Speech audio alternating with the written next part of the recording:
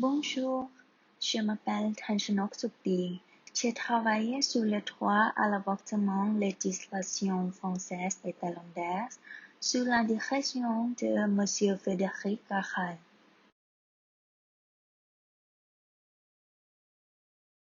Cette recherche a l'objectif d'apprendre la loi sur l'avortement en Thaïlande et l'IVG en France et aussi comparer les différences et les similarités de ces lois.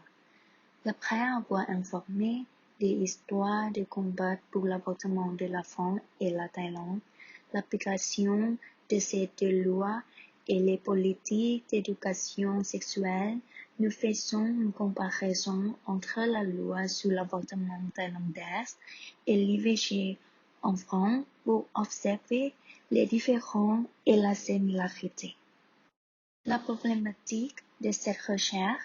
La question est quelles sont les différences de la nouvelle loi thaïlandaise sur l'avortement par rapport à la loi française.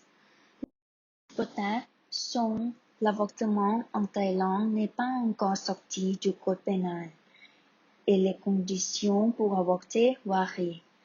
Enfin, le délai légal pour pratiquer une IVG en France est le même qu'en Thaïlande.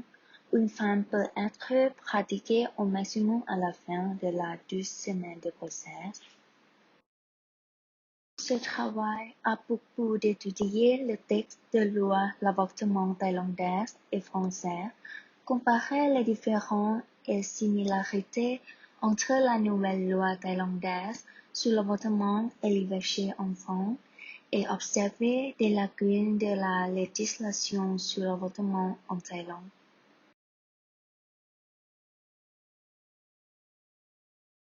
À propos de recueillir des données, j'ai observé et analysé les deux documentaires comme le texte de la loi sur l'avortement français, les articles L2212A1 et L2212A11 dans le Code de la santé publique et thaïlandaise, le texte de la loi 301 à 305 du Code pénal. Les suites sur la légalisation de l'IVG en France en 1975 et en Thaïlande 2021, les recherches en ligne sur l'avortement, l'éducation sexuelle et les journaux.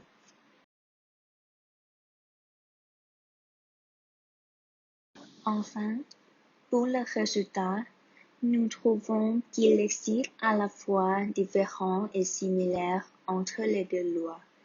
Il y a 46 ans, jour pour jour, la loi veille sur l'IVG était promulguée en France.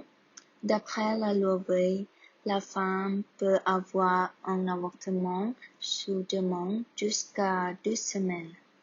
La nouvelle loi sur l'avortement a aussi délai d'accès à l'avortement sous demande ainsi qu'en France, mais les périodes de législation de ces deux pays étaient espacées de 46 ans.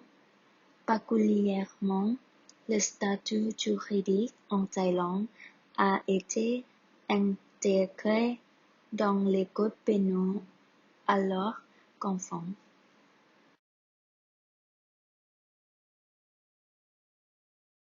Conclusion principale. Après nous être informés sur ce sujet, il est évident que les lois sur l'avortement des deux pays sont équivalentes dans de certains contextes. Les délais légaux de l'IVG de 12 semaines de grossesse et l'accès à l'IVG sous demande. Cependant, l'avortement thaïlandais est encore dans le code pénal. La femme qui fait avorter après le délai légal et n'est pas sous certaines conditions fixées est encore le coupable. Au terme de cette analyse, nous concluons que la nouvelle loi sur l'avortement en Thaïlande devrait séparer la loi sur l'avortement du code pénal, car toutes les femmes ont des droits sur leur propre corps et l'avortement n'est pas un crime. Après l'étude de la loi l'IVG en France, nous avons trouvé que l'IVG en France avait plus les avantages pour les femmes qu'en Thaïlande.